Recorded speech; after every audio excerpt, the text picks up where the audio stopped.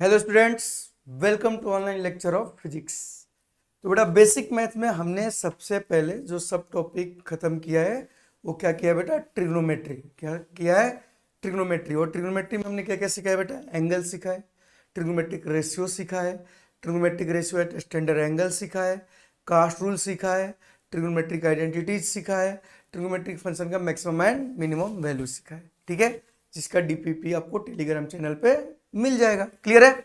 Now हम लोग बेटा शुरू करने वाले हैं नेक्स्ट सब टॉपिक ऑफ बेसिक मैथ, जिसका फिजिक्स में यूज होगा। ठीक है, और हम सिर्फ ये मैथ ही नहीं पढ़ेंगे बेटा, ठीक है ना, मैथ के अलावा जो फिजिक्स में यूज है उसके भी सवाल आज करने वाले हैं, चीजों को अच्छे से समझने वाले हैं। ठीक है बेटा, तो सब टॉपिक जो पढ़ने वाले हैं उसका नाम क्या है? अलजेब्रा। ठीक है ना, फ्रॉम एक्स टू एमबीबीएस। ठीक है ना, मतलब एक्स टू एमबीबीएस बोलने का मतलब है कि अलजेब्रा एक बार समझ में आएगा जो आपको एमबीबीएस करने के लिए हेल्प करेगा। क्लियर है? तो हमने ऐसे ही टैगलाइन रखा है तुम्हारे लिए, है कि नहीं है? नाउ हम लोग बेटा जो सब टॉपिक शुरू करने वाले हैं इसमें क्या क्या पढ़ने वाले हैं? ठीक है ना, अलजेब्रा में हम लोग पढ़ने वाले हैं बच्चों, सबसे पहले पढ़ेंगे हम लोग डिटर्मिनेंट्स। ठीक, फिर हम लोग पढ़ेंगे बेटा सम ऑफ सीरीज। ठीक है, और तीसरा हम लोग पढ़ेंगे बाइनोमियल अप्रोक्सीमेशन। तो इस लेक्चर में बेटा हमारा गोल होगा ये तीन चीजों को सीखना और ये भी जानना कि फिजिक्स में इसका कैसे यूज किया जाता है। क्लियर है?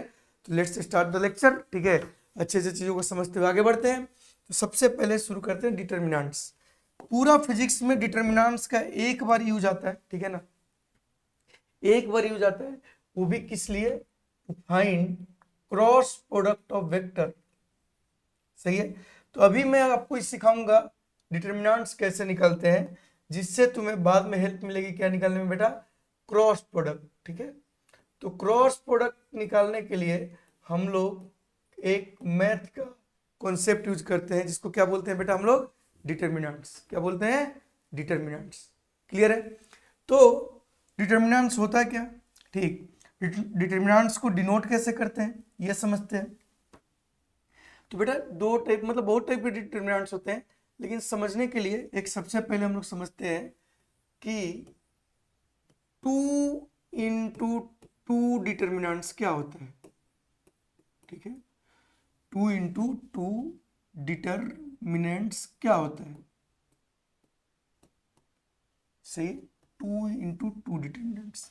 सही बेटा, तो एक्चुअल में हम लोग डिटर्मिनेंट्स को शो ऐसे करते हैं, इसको क्या हो गया भाई, सीधा आ जा, ऐसे। सही है, इसमें टू इंटू टू डिटर्मिनेंट्स का मतलब है कि इसके अंदर दो चीजें होंगी, जैसे A1 A2 B1 B2। मतलब इसमें बेटा आपका दो रो है और दो कॉलम। क्लियर है क्या बेटा? दो रो है और दो कॉलम। क्लियर है? तो इसको सॉल्व कैसे करते हैं? तो इसको सॉल्व करने का बहुत ही सिंपल तरीका है। ठीक है ना, आप क्या करो कि यहाँ प्लस और यहाँ माइनस। ठीक है, तो इनका क्रॉस मल्टीप्लिकेशन करते हैं हम लोग, इसको इससे और इसको इससे। ठीक है, क्रॉस मल्टीप्लिकेशन करते हैं इसको इससे और इससे इसको, तो इधर क्या आ जाएगा बेटा? A1 into B2, A1 into B2 minus A2 into B1। हो गया सो, बस यही करना होता है। जब भी ऐसे लिखेंगे तो ऐसे ही करना है। क्लियर है? फॉर एग्जाम्पल इसका यूज ऐसे फिजिक्स में है नहीं, हमें 3 इंटू 3 से मतलब है, बट इसको समझते एक बार। यहाँ मान लो कि 3 लिखा है, यहाँ 2 लिखा है, यहाँ 1 लिखा है और यहाँ लेट अस अज्यूम कि 2 लिखा है। इसको किसी ने बोला कि सॉल्व कीजिए, तो आप क्या करोगे बेटा? इसका क्रॉस मल्टीप्लिकेशन करोगे कि नहीं? क्या करोगे? क्रॉस मल्टीप्लिकेशन, इसका इसके साथ और इसका इसके साथ। सही है, तो 3 इंटू टू 6 माइनस 2 इंटू 1 2, कितना गया इसका आंसर बेटा? 4। क्लियर है? तो ये तो 2 इंटू टू डिटर्मिनेंट्स हुआ। ठीक है ना, कैसे इसको सॉल्व करते इसको सीखना है। ठीक है, बट हमारे सिलेबस में जो मेनली है, सॉरी बेटा, हमारे सिलेबस में जो मेनली है वो क्या है? हमारे सिलेबस में जो मेनली है वो है बेटा आपका, ठीक है ना, वो है आपका, नेक्स्ट आते हैं 3 इंटू 3। ठीक है, तो प्लीज इधर ध्यान दे सब लोग। ठीक है ना, बी, यही यही वाला हमें सीखना है। 3 इंटू 3 डिटर्मिनेंट्स, मतलब इसमें रो कितने होंगे? अरे बोलो, इसमें रो कितने होंगे 3 और कॉलम भी कितने होंगे 3 ही होंगे। 3 इंटू 3 डिटर्मिनेंट्स। इसको बेटा देखो कैसे डिनोट करते हैं, प्लीज समझिए इस बात को ऐसे। और इसमें कितने होंगे 3 रो और 3 कॉलम। लेट अस अज्यूम कि A1 A2 A3 B1 B2 B3 C1 C2 C3। अरे ध्यान दे रहे हो क्या, यही क्रॉस प्रोडक्ट खत्म। ये अगर आ गया तो आपको क्रॉस प्रोडक्ट निकालने में कोई दिक्कत नहीं आएगी। डेट्स वाई इसको मैं यहीं पर पढ़ा रहा हूं, ठीक है। तो इसको सॉल्व करने का तरीका है कि ये होगा प्लस, ये होगा माइनस और ये होगा प्लस। तो जब भी ऐसा 3 इंटू 3 डिटर्मिनेंट्स आए, प्लीज ध्यान देना सब लोग इधर, 3 इंटू 3 डिटर्मिनेंट्स आए तो पहले हम ये टर्म लिखेंगे A1, उसके साथ एक हम यहां ब्रैकेट ले लेंगे डब्बा, फिर A2 नहीं आएगा, क्या आएगा बच्चा -A2 और इसके बगल में भी एक डब्बा, सही है। और फिर आपका आएगा +A3 और इसके साथ एक ब्रैकेट में डब्बा। प्लीज अंडरस्टैंड दिस, ठीक। हमने ये कर लिया। अब जब A1 का डब्बा भरेंगे हम लोग, A1 का डब्बा भरेंगे तो देखो बेटा ये वाला A1 का जब डब्बा भरेंगे तो A1 के सामने और A1 के नीचे वाला, ठीक है ना, चीजों को भूल जाओ, हमारा कंसंट्रेशन बस इस पर होगा, सही है। तो A1 का डब्बा भरेंगे तो ये नीचे और ये इधर, खत्म। और इनका हम कर देंगे क्रॉस प्रोडक्ट, मतलब क्रॉस मल्टीप्लीकेशन, सही है। तो यहां क्या आएगा B2 इंटू C3, तो यहां लिखेंगे हम B2 into C3 minus C3 into B2, खत्म, सही है। ऐसे ही बेटा जब हम किसकी बात करेंगे, इस डब्बे की, किसका A2 का, तो A2 के नीचे वाला को गायब करो और सामने वाला को भी गायब करो। अब इसका क्रॉस मल्टीप्लीकेशन, ये थोड़ा गंदा दिखेगा बट समझाने के लिए मैं कर रहा हूं, ठीक है ना। ये मत बोलना कि इससे सर क्या हो गया, किधर से क्या हो गया, इसीलिए कलर यूज अलग कर रहे हैं, ठीक है। इसको इससे और इसको इससे मल्टीप्लाई करेंगे, सही है।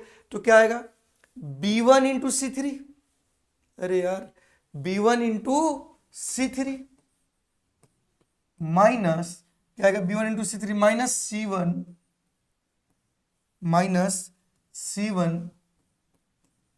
B3, समझ में, -C1 B3, क्लियर है बच्चा। जब A3 की बारी आएगी समझना, ठीक है ना, A3 की बारी आएगी तो इसके नीचे वाला ढक जाएगा और ये ढक जाएगा, बचेंगे कौन, ये।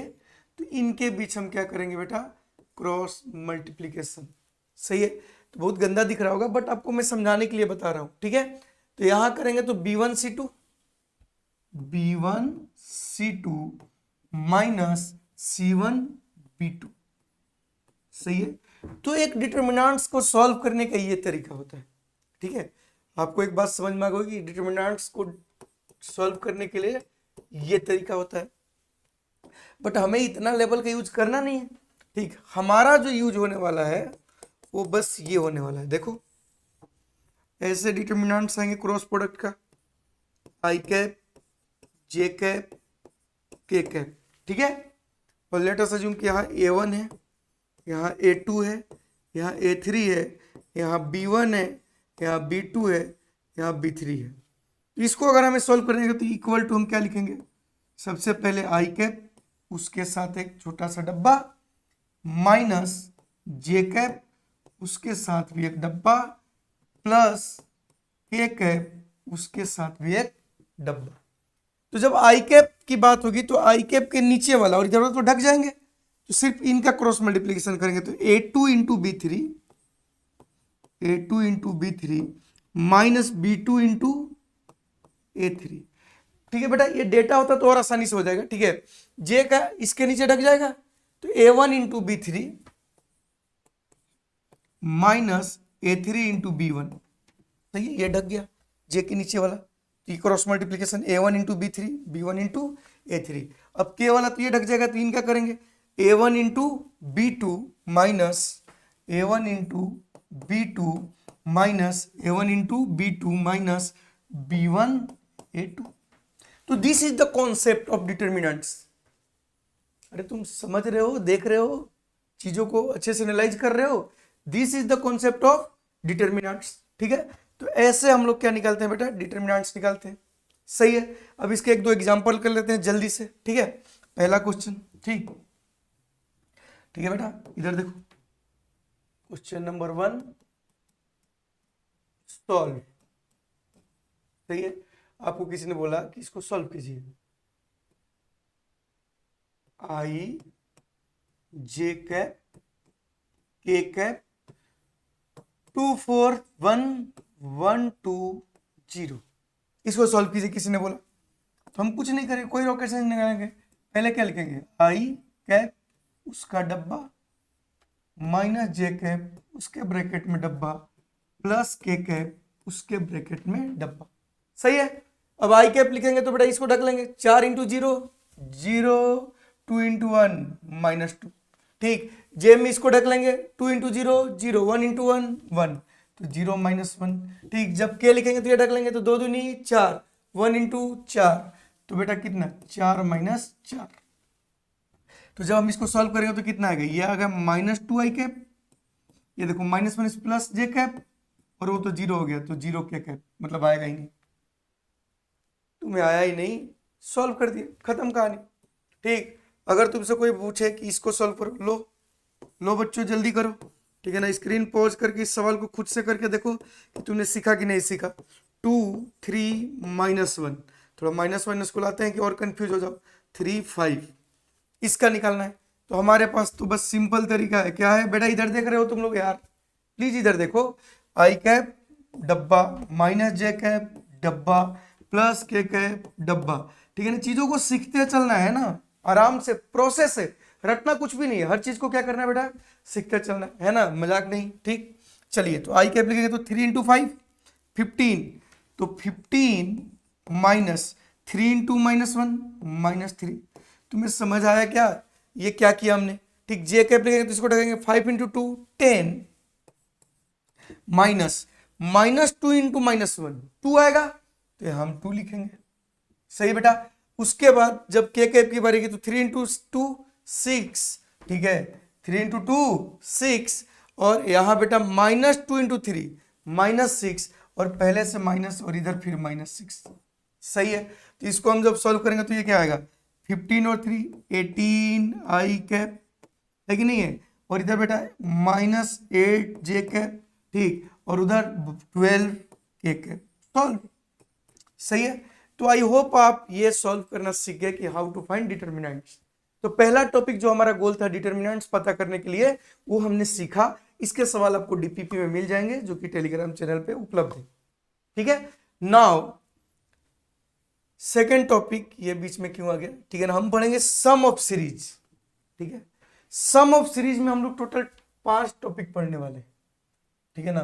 बच्चों को लगता है कि सिर्फ एपीजीपी पढ़ा दो, नो, ओनली नॉट एपीजीपी, हम लोग और भी चीजें पढ़ने वाले हैं, ठीक है बेटा। तो सम ऑफ सीरीज में कुछ चीजें आपको मैं बताता हूं, ध्यान से सुनना। पहला चीज जो हम लोग पढ़ने वाले हैं, ठीक है ना, समझते जाना बेटा, sum of n natural number, मतलब अगर आपको नेचुरल नंबर का सम निकालना है तो इसके लिए अपने पास एक क्या है बेटा, फॉर्मूला है, ठीक है। नेचुरल नंबर आपको उम्मीद है कि किसको बोलते हैं, जो 1 कहां से शुरू हो, जो 1 2 3 शुरू, ठीक है ना, 0 से शुरू होता है उसको होल नंबर बोलते हैं। तो अगर आपके पास ऐसा कुछ है नेचुरल नंबर का सम 1 + 2 + 3 + 4 dot dot dot dot plus n, तो ये इसकी वैल्यू होती है n इंटू n + 1/2। सही है, तो ये रात के 12 बजे भी आपको फॉर्मूला याद होना चाहिए। सही है, इसका सम ये होता है, देख रहे हो ना, स्ट्रेट लाइन ही नहीं बन रहा है, तो डब्बा किस दिन काम आएगा, ठीक है। तो ये फॉर्मूला आपको याद होना चाहिए। सही है सर, इसका यूज क्या है, मान लो कि कोई सम ऐसा सवाल आ गया, ठीक है, एग्जाम्पल समझते हैं कि 1 + 2 + 3 + 4 + 5 + 6 + 7 + डॉट डॉट डॉट 19 कितना होगा, ठीक है। तो अब इसको जोड़ोगे थोड़े कि 1 + 2 3 3 + 3 6, नहीं करोगे, सब दिखा कि नेचुरल नंबर है, ठीक है ना, सक्सेसिव नेचुरल नंबर है, कंटिन्यूअस, तो इसका सम का formula n into n plus one by कितना होता है बेटा 2, और n की वैल्यू कितनी है 19, तो 19 प्लस वन ये 20 बाई 2, ये हो गया 10, कितना आंसर आएगा 190। तो अगर ऐसे सीरीज आइजों की नेचुरल नंबर है तो उसका सम हम direct n into n plus one by 2 से निकाल सकते हैं। क्लियर है? तो ये पहला चीज, तो पहला हमने क्या सीखा, सम ऑफ नेचुरल नंबर, उस पर एक सवाल भी किया। ठीक है, नाउ सेकेंड, ठीक है ना बेटा, सेकेंड का हम बात करें, प्लीज सब लोग बोर्ड पे देखेगा, सम ऑफ, देख रहे हो, sum of square of n natural number. सही है, sum of square of n natural number, अगर ऐसा हो 1 square plus 2 square plus 3 square plus 4 square dot dot dot n square, इसका सम डायरेक्ट आता है बेटा आपका n into n plus one into 2n plus one by 6। Clear है? क्या फॉर्मूला आता है बेटा, n into n plus one into 2n plus one by 6। जैसे इस पे एग्जाम्पल ले लेते हैं, कोई पूछे कि 1 प्लस 4 प्लस 9 प्लस 16 प्लस, आप मान लो ये स्क्वायर होते जा रहा है, ठीक है ना, ऐसे मान लो कि यहां पर 81 है, इसका सम क्या होगा, इसको बार बार नहीं जोड़ेंगे, लास्ट टर्म 81 है, मतलब एन स्क्वायर की वैल्यू कितनी है 81, मतलब समझ में, एन की वैल्यू कितनी है 9, मतलब यहां पर कितने टर्म है 9, 1 स्क्वायर 2 स्क्वायर 3 स्क्वायर, तो डायरेक्ट हम सम निकाल सकते हैं इस फॉर्मूला से, n into n plus one into 2n plus one by 6। तुम घर पे बार बार जोड़ के देख लेना, यही आंसर आएगा, इसमें डाउट नहीं है। तो एन की वैल्यू हम डालेंगे कितना बेटा, बोलो 9, 9 प्लस वन 10, और 9 into two 18 plus one 19 by 6। देखो ये कितने बार में, 3 बार में, और ये 2 बार में, और ये 5 बार में, तो यहाँ गया बेटा आपका 15 इंटू 19, 15 इंटू 19, जो कि आपका आएगा 275 के बराबर। सही है, तो ऐसे यूज करेंगे। ठीक है, तीसरा बेटा हम लोगों को पढ़ना है, ठीक है ना, ध्यान से सुनते जाना, ये सम में एपीजीपी तो पढ़ा ही दूंगा, बट ये भी आना चाहिए, ठीक है ना, इसका यूज होता है सेंटर ऑफ मास के सवाल में, ठीक है ना। तीसरा, अगर आपसे पूछा जाए sum of cube of n natural number,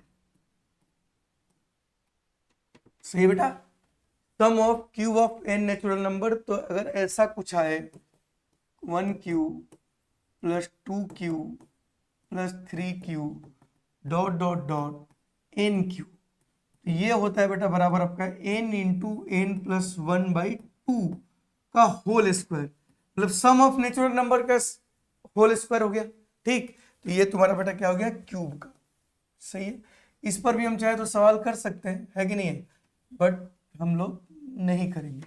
ठीक है, इसके ऊपर आगे 1-2 सवाल लिए, वो भी कर लेंगे। अच्छा कर ही लेते यार, बच्चा बोलेगा सर एक तो करा दो, तो ऐसा कुछ आ गया 1 cube plus 2 cube plus 3 cube plus dot dot dot, let us assume कि इधर से आ गया 9 क्यूब, इसका सम बताना है। तो ये क्यूब ऑफ नेचुरल नंबर है, तो इसका सम हम सीधे लगा देंगे फॉर्मूला अपना, n into n plus one by 2 का होल स्क्वायर।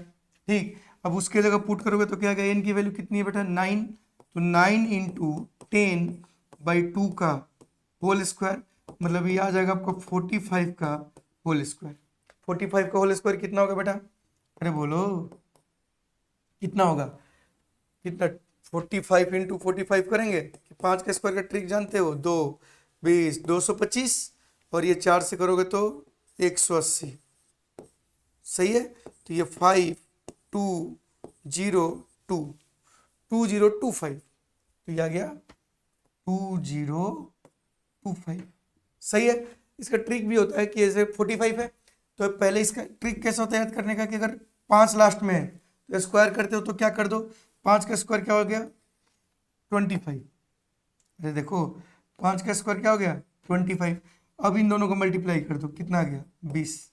ठीक है, ऐसे ही अगर तुमसे कोई 15 का पूछता तो क्या करते हैं, 5 का स्क्वायर करते तो कितना आ जाता 25। ठीक है, अरे बोलो 15 का स्क्वायर, सॉरी अरे गलत गलत गलत गलत, ये नहीं नहीं नहीं नहीं नहीं, नहीं ये नहीं होता है। ठीक है, 45 का स्क्वायर कितना हो गया बेटा 225। सॉरी क्या ही कर रहे हैं 2025। सही है, बाद में ट्रिक देख लेंगे। ठीक है, तो नाउ हमने 3 चीज क्या निपटा दिया, पहला कि नेचुरल नंबर का सम क्या होता है, ठीक है, स्क्वायर का सम क्या होता है, और आपका क्यूब का सम क्या होता है। क्लियर है, आगे बढ़ते हैं बच्चों। ठीक है ना, हम लोग पढ़ेंगे ये सवाल पहले कर लेते हैं फिर आगे बढ़ेंगे। इन्होंने क्या बोला कि what is the sum of the first 100 natural number. तो 100 नेचुरल नंबर का सम का फॉर्मूला क्या हो जाएगा n+1/2। तो कितना हो गया 100 इंटू 101/2। ठीक है बेटा, ये कितना जाएगा 5050। ठीक, गुना भागा करके भी बताएं तो इसको मल्टीप्लाई करोगे तो 10100/2, ये कितने बार में 5, ये कितने बार में 0, और फिर ये तुम समझ रहे हो ना 5, ये 0, फिर ये 5 और फिर ये 0। तो आपका आंसर कौन सा आ गया, पहला ऑप्शन। क्लियर है, और देखो यह पूछा कि what is the sum of square of the first 5 natural number. तो स्क्वायर का सम का फॉर्मूला में पता है n into n+1 2n+1 divided by 6। तो 5 रखेंगे तो 5 इंटू 6 और उधर इंटू 11/6, 6 से 6 कैंसिल, आंसर इज 55। तो ये आंसर हो गया। क्लियर है बच्चों, अरे सब कुछ क्लियर हो रहा है ना, इसका फिजिक्स में कभी यूज आ जाएगा, एक बार ही क्यों ना है, यूज तो आएगा।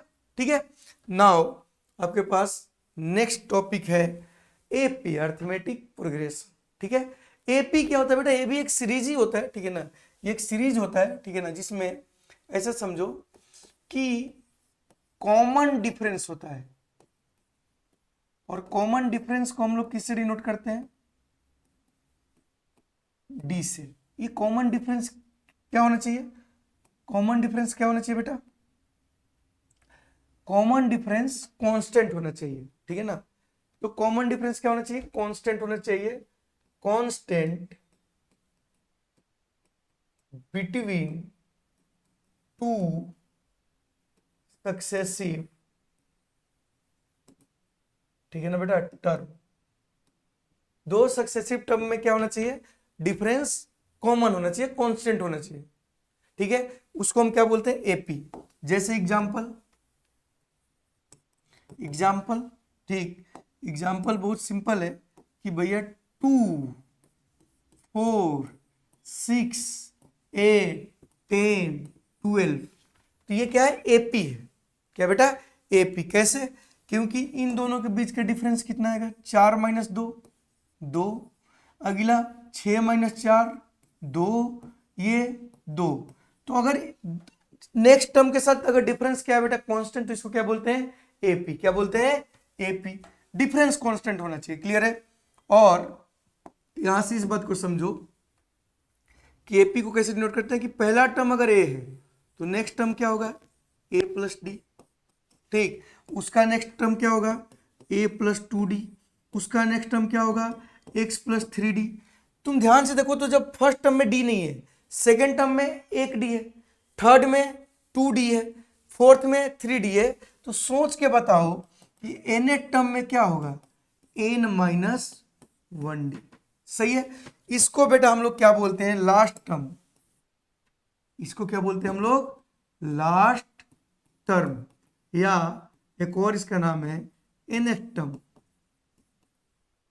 सही है, और इसको हम लोग बोलते हैं बेटा फर्स्ट टर्म। क्या बोलते हैं, फर्स्ट टर्म।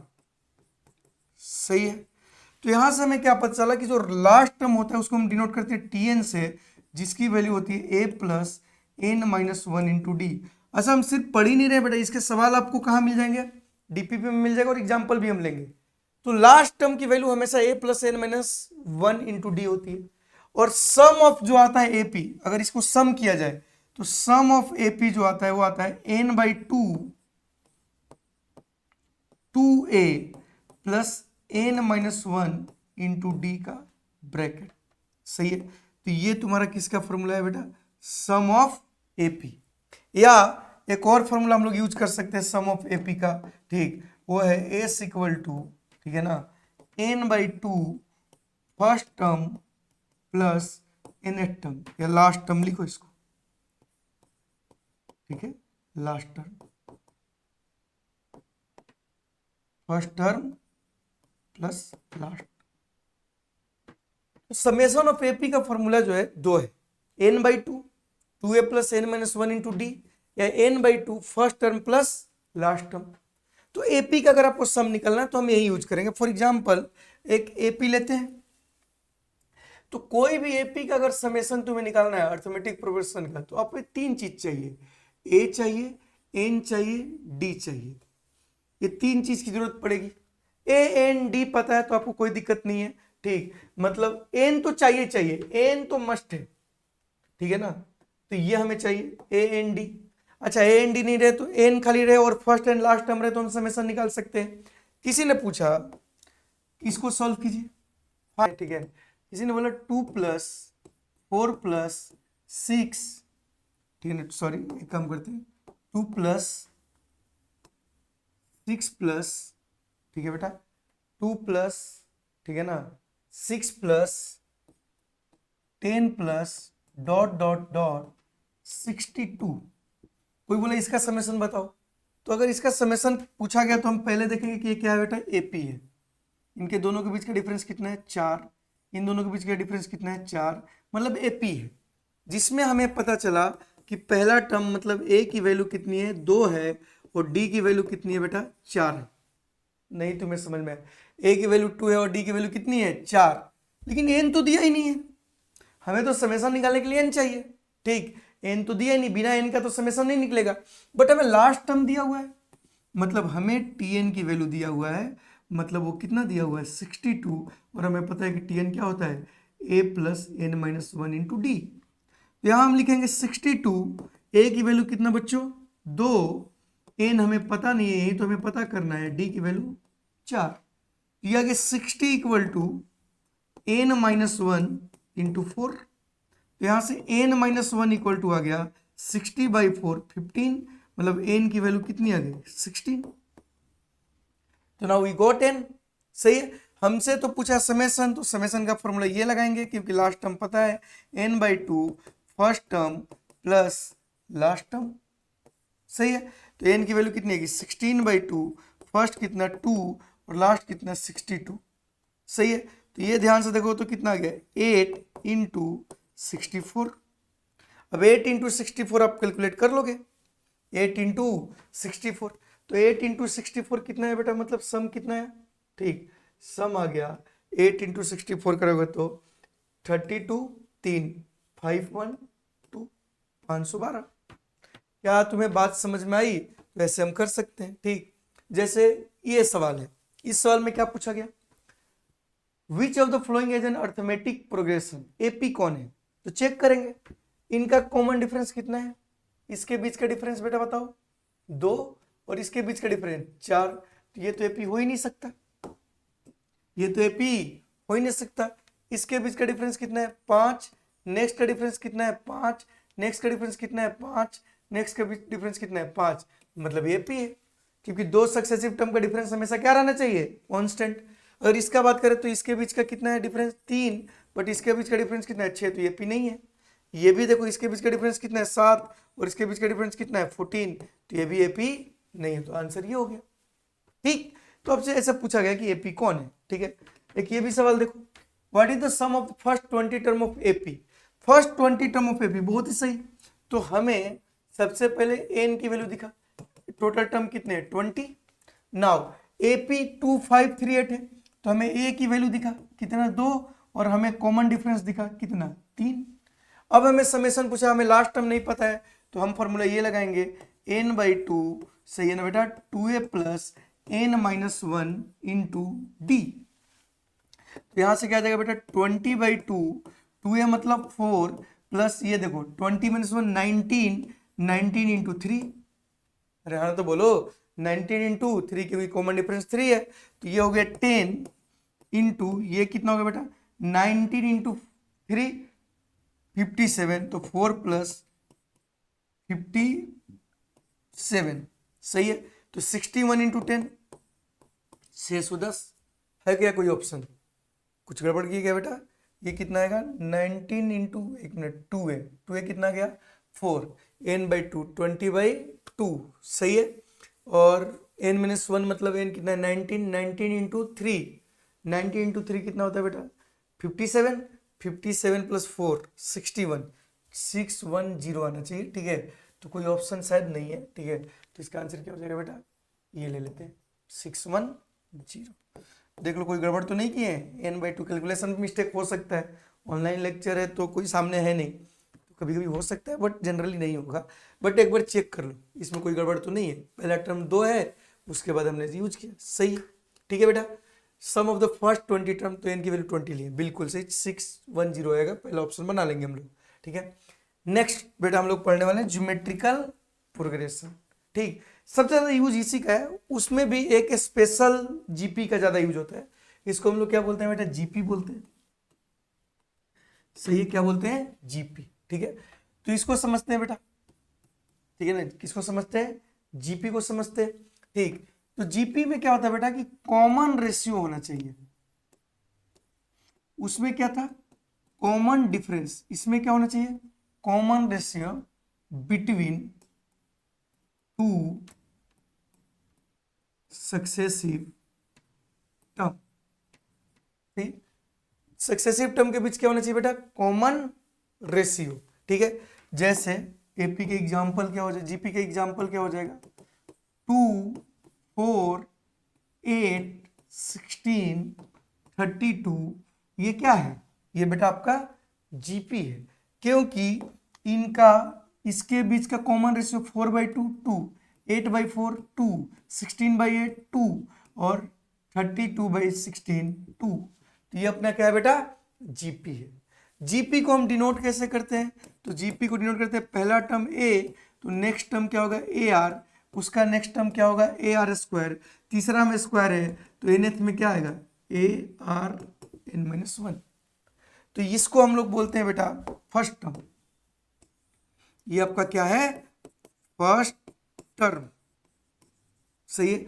और ये आपका क्या है nth टर्म, इसी को हम बोलते हैं लास्ट टर्म, सही है। तो इसका जब हम समेशन निकालते हैं तो इसका tn का फॉर्मूला क्या है, लास्ट टर्म का फॉर्मूला, इसका लास्ट टर्म का फॉर्मूला आ गया ए आर का पावर n-1, और समेशन का जो फॉर्मूला आ गया बेटा वो आ गया ए आर का पावर n-1 बाई r-1। तो हमें ये वाला नहीं पढ़ना है कि जीपी क्या होता है, जीपी का समेशन क्या होता है, ठीक है।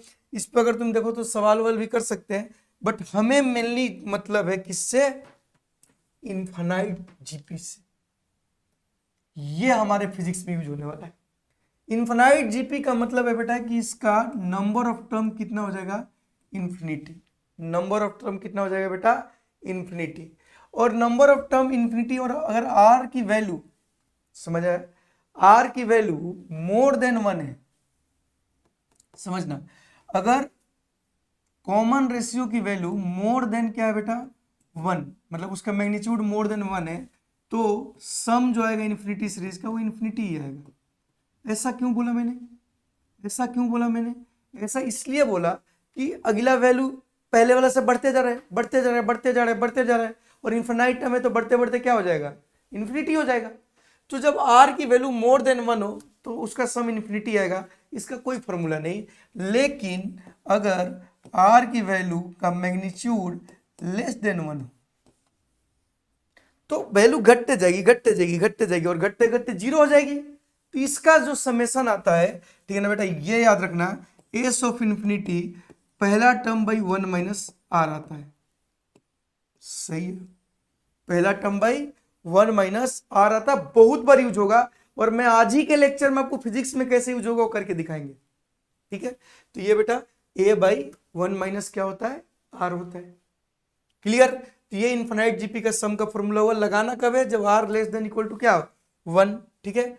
इस पे एक सवाल देखते हैं, सवाल क्या है बेटा कि what is the sum of the infinite GP, ये देखो जीपी, ठीक, इसका कॉमन रेशियो कितना है, अगला टर्म को घटाओ, तो यहाँ कॉमन रेशियो कैसे सोल्व करेंगे बेटा, ठीक है ना, कॉमन रेशियो निकालेंगे, कॉमन रेशियो कितने का 2/4, 1/2, कोई भी सक्सेसिव टर्म को क्या करो बेटा आप डिवाइड करो, ठीक है ना, मतलब आगे बढ़ते हुए, यानी कि इधर वाला को कितना है वैल्यू 1/2, तो आर की वैल्यू 1/2 है और टर्म कितने हैं अपने पास टोटल, इन्फिनाइट टर्म है, तो एस इन्फिनिटी का फॉर्मूला क्या हो जाएगा, ए बाई 1 माइनस आर, ए बेटा पहला टर्म कितना है 4, तो 4/1 माइनस 1/2, मतलब 4/1 माइनस 1/2, 1/2, ठीक है, ये कितना आ गया 1/2, और ये मल्टीप्लाई ऊपर क्या हो जाएगा 8, तो इसका आंसर क्या आ गया बेटा 8, 8/1 या 8।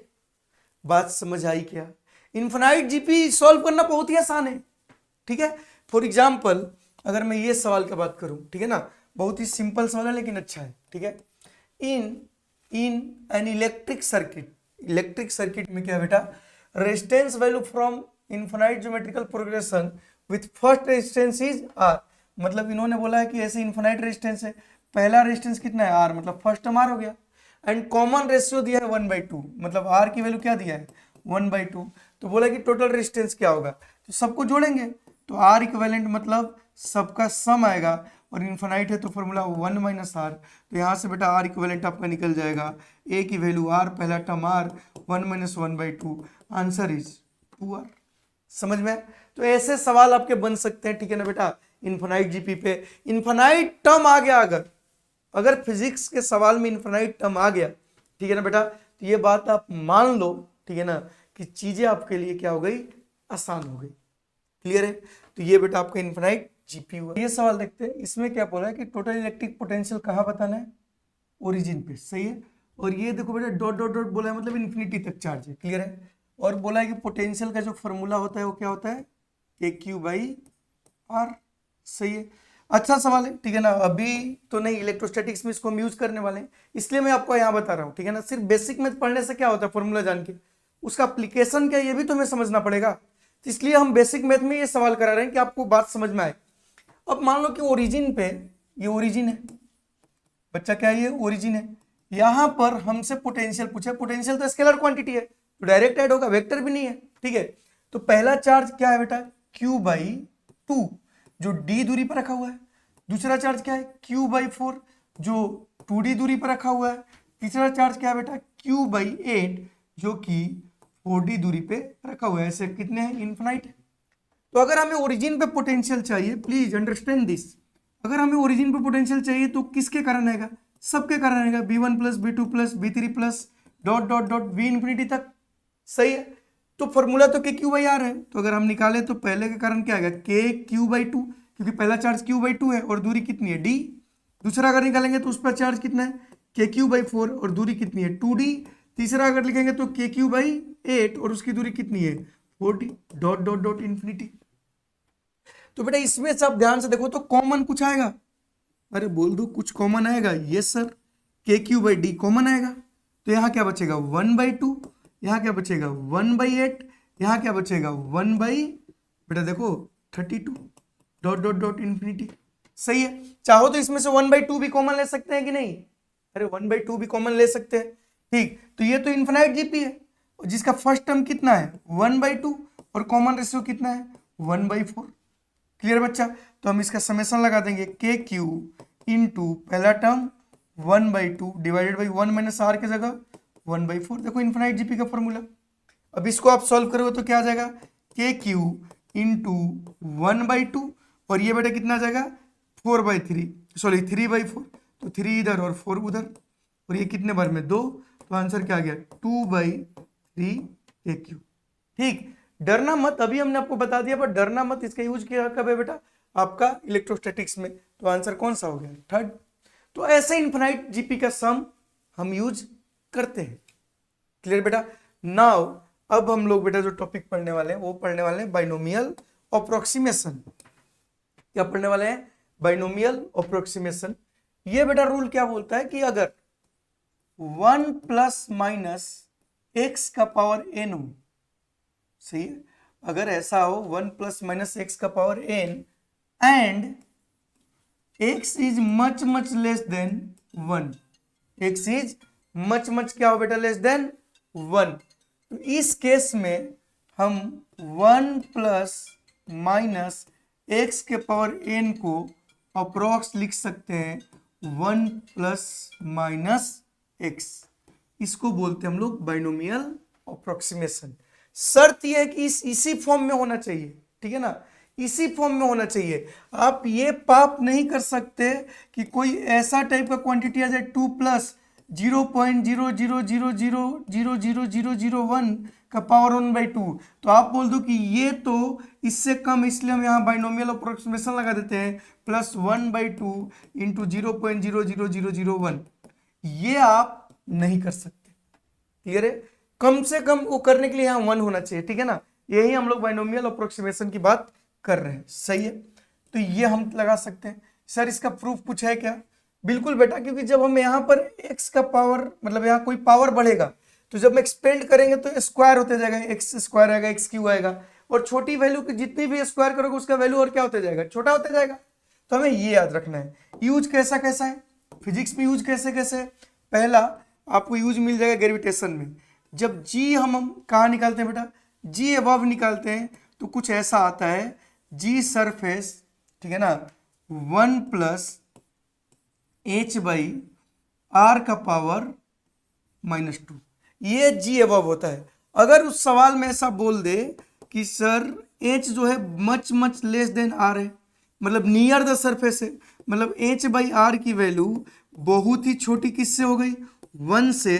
तो अगर h बाई आर 1 से बहुत छोटी है तो इस केस में हम बाइनोमियल अप्रोक्सीमेशन लगाएंगे और g अबव का जो फॉर्मूला बन जाएगा g, ठीक है ना, 1, ये -2 से मल्टीप्लाई कर देंगे तो -2h बाई आर हो जाएगा।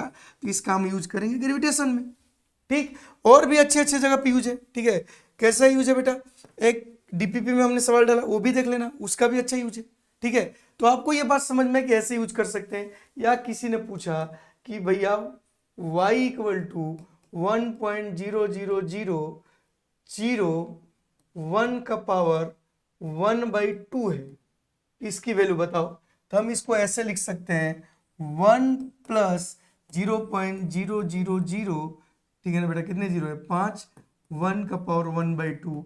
चूंकि ये 1 से ये क्वांटिटी बहुत छोटी है तो हम इसको लिख सकते हैं 1 प्लस हाफ 0.00001, सही है। इसको सॉल्व करोगे तो कितना हो जाएगा, 1 प्लस 0.0000005, और ऐड करने पे इसके अप्रोक्स वैल्यू आ जाएगी 0.000, ठीक है ना, 5। क्लियर बेटा। तो ये ऐसे हम कर सकते हैं, ठीक। इस पर बेस्ड एक और सवाल करते हैं कि what is the binomial approximation of this one. तो डायरेक्ट इसका आंसर आ जाएगा कितना, 1 प्लस 0.01 का पावर 5 है, ये क्वांटिटी 1 से छोटी है तो हम ऐसे लिख सकते हैं 5 इंटू 0.01, मतलब 1 प्लस 0.05, तो आंसर आ गया 1.05। क्लियर है, ये वाला सही है। तो बेटा ये से हम लोग बाइनोमियल अप्रोक्सीमेशन लगा सकते हैं। सिर्फ फिजिक्स में क्या, तो आप एक ग्रेविटेशन वाला बताए, एक और सवाल आपको अच्छा सा बता देते हैं, ठीक है ना। तो जो वेलोसिटी होता है बेटा वो क्या होता है, 1/√1 माइनस v²/c², सही है। ये वेलोसिटी का फॉर्मूला होता है, ठीक है ना। एक्चुअली में यहाँ पर ये वेलोसिटी मत बोलो इसको, ठीक है ना, एक्चुअली में रिफ्लेक्टिव इंडेक्स का, सॉरी, मतलब रिलेटिविटी फैक्टर जो है, ठीक है ना, कुछ भी है, ये क्वांटिटी मान लो ये होती है, सही है। अब इसको हम क्या लिख सकते हैं, हम लिख सकते हैं 1 माइनस v²/c² का पावर -1/2।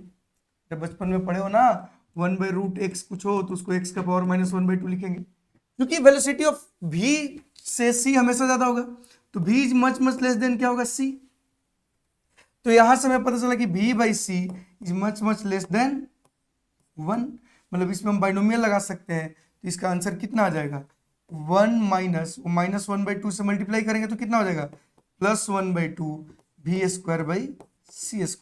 रिलेटिविटी फैक्टर जो भी था ये आ गया, सही है। तो आंसर क्या हो गया बेटा, 1/2 v² / c²। तो ऐसे हम लोग बाइनोमियल अप्रोक्सीमेशन के यूज करते हैं। तो जो हमारा आज का गोल था बेटा, हमने सबसे पहले क्या पढ़ा, बाइनोमियल अप्रोक्सीमेशन से पहले एपीजीपी, सम ऑफ सीरीज, उसके अलावा बेटा हमने क्या पढ़ा आपको, उसके पहले हमने डिटर्मिनेंट्स पढ़ा है। तो आज डिटर्मिनेंट सीखे, सम ऑफ सीरीज सीखे, ठीक है। उसके बाद बेटा हमने क्या सीखा, बाइनोमियल एक्सपेंशन सीखा, ये सारी चीजें सीखा, ठीक है। आज मैं आपको बस एक ही होमवर्क दूंगा सिंपल सा, इसका आंसर बेटा आपको क्या करना है, कमेंट बॉक्स में बताना है, ठीक है ना, एकदम ही प्यार से उसको सॉल्व करना है, ठीक है, कि इसकी वैल्यू क्या होगी, ठीक है ना। आज हमने जब पढ़ा तो एक बस आप डिटर्मिनेंट्स की वैल्यू निकाल लें, ठीक है। आपको इसका डीपीपी मिल जाएगा 3 1 2 1 4, इसकी वैल्यू क्या होगी ये आपसे पूछा गया है होमवर्क में, ये सवाल क्लियर है। होमवर्क का सलूशन आपको टेलीग्राम चैनल पे फाइनली मिल रहा है, तो उसको बेटा आप क्या कीजिए, अच्छे से देखिए, ठीक है। तो आज का लेक्चर बहुत ही इंपॉर्टेंट था, सारी चीजों को अच्छे से समझिए।